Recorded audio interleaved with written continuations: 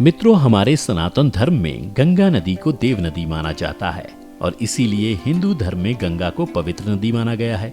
और आपने भी सुना होगा कि गंगा के पवित्र जल में नहाने से सारे पाप धुल जाते हैं। परंतु क्या यह सच है या केवल एक भ्रम? आइए मिलकर जानते हैं आखिर ऐसा क्यों कहा जाता है। नमस्कार मित्रों, द डिवाइन टेल्स पर आपका स्वागत है। हिंदू धर्म ग्रंथों में वर्णित एक कथा के अनुसार एक बार की बात है, भगवान शिव और माता पार्वती गंगा किनारे घूम रहे थे। उसी समय माता पार्वती ने देखा कि हजारों श्रद्धालु गंगा के पवित्र जल में डुबकी लगाने के बाद भगवान शिव का नाम लेते हुए बाहर निकल रहे हैं। लोगों को ऐसा करते देख माता पार्वती तो पहले हैरान हो गईं, फिर कुछ देर बाद उन्होंने भगवान शिव से पूछा कि हे स्वामी, वैसे तो गंगा के जल को पापनाशिनी कहा जाता है, फिर भी मुझे इन लोगों को देखकर ऐसा क्यों लग रहा है कि इनमें से अधिकतर लोगों को अपने पापों से मुक्ति नहीं मिली है? क्या गंगा पहले की तरह पवित्र नहीं रही? माता पार्वती के मुख से ऐसी बातें सुनकर भगवान शिव मुस्कुराते हुए बोले, हे देवी, आपको ऐसा क्यों लग रहा है? देवी गंगा तो पहले की तरह ही पवित्र और निर्मल है। आपको ये जानकर हैरानी होगी कि अभी आपने जिन लोगों को गंगा में स्नान कर बाहर निकलते हुए देखा, वास्तव में उन लोगों ने तो गंगा में स्नान किया ही नहीं। तब देवी पार्वती पुनः भगवान शिव से बोली, हे देवाधिदेव, लेकिन यह कैसे संभव हो सकता है? क्या आप देख नहीं पा रहे कि अभी भी कुछ लोग गंगा के पवित्र जल में डुबकी लगाने में रत हैं और जो लोग बाहर निकल आए हैं उनके कपड़े भी भीगे हुए हैं? यह सुनकर भगवान शिव माता पार्वती के सवाल का जवाब देते हुए बोले, हे प्रिय, ये सभी सिर्फ जल में डुबकी लगाकर निकल रहे हैं। कोई भी गंगा के पवित्र जल में स्नान नहीं कर रहा। परंतु मेरी इस बात का रहस्य आप आज नहीं समझ पाएंगी। कल फिर आप मेरे साथ यहीं आना, तब मेरी सारी बात आपको समझ में आ जाएगी। इतना कहकर भगवान शिव माता पार्वती को अपने साथ साथ लेकर वहां से कैलाश को चले गए। अगले दिन माता पार्वती और भगवान शिव के पृथ्वीलोक पर आने से पहले बारिश शुरू हो गई थी।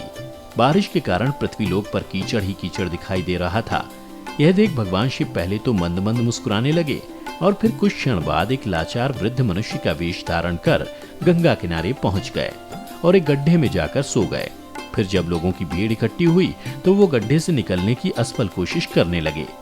यह देख माता पार्वती, जो एक वृद्ध महिला के रूप में उस गड्ढे के ऊपर खड़ी थी, वो जोर जोर से आवाज लगाने लगी कि कोई है जो मेरे वृद्ध एवं असहाय पति को गड्ढे से बाहर निकाल सके। कोई पुण्यात्मा रहम करो और गड्ढे से निकालकर मेरे पति के प्राण बचाओ। परंतु जो भी मेरे पति को बाहर निकालने के लिए आएगा, उसे मुझे विश्वास दिलाना होगा कि उसने अपने जीवन में कोई पाप न किया हो, नहीं तो वो हाथ लगाते ही जलकर भस्म हो जाएगा। माता पार्वती की यह बातें गंगा से स्नान कर उस रास्ते से निकलने वाले सभी लोग सुनते, लेकिन वृद्ध महिला की बातें सुनकर सभी के मन में अपने पापों का ख्याल आ जाता और वे आगे बढ़ जाते। इतना ही नहीं, कई लोग लोक लज्जा और धर्म के डर से भी उस महिला के पास नहीं गए। कई लोगों ने महिला रूपी माता पार्वती से यहाँ तक कहा कि तुम इस बुढ़े को मरने के लिए छोड़ क्यों नहीं देती।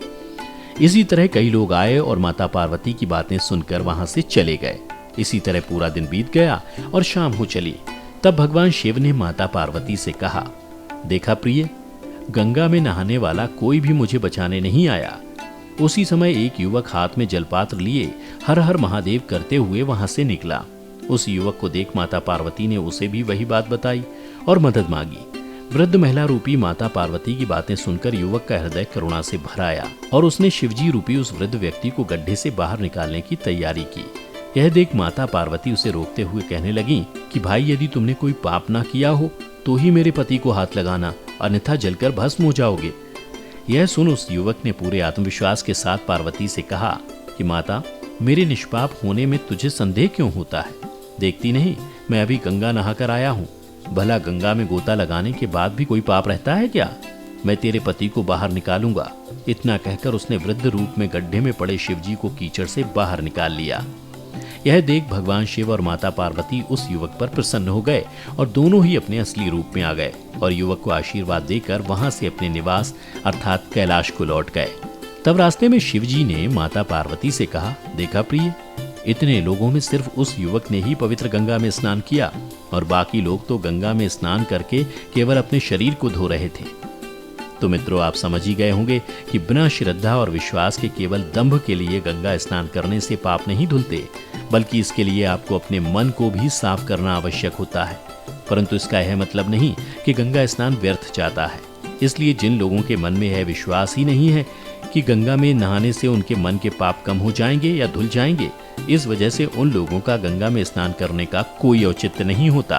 तो मित्रों, उम्मीद करता हूँ कि आपको हमारी ये कथा पसंद आई होगी। अगर पसंद आई हो तो इसे अपने तक सीमित ना रखें, बल्कि अपने रिश्तेदारों और दोस्तों के साथ शेयर भी करें, ताकि उन्हें भी गंगा स्नान से जुड़ी ये अमूल्य जानकारी प्राप्त हो सके। तो फिलहाल आज की वीडियो में बस इतना ही। अब हमें इजाजत दें। आपका बहुत बहुत शुक्रिया।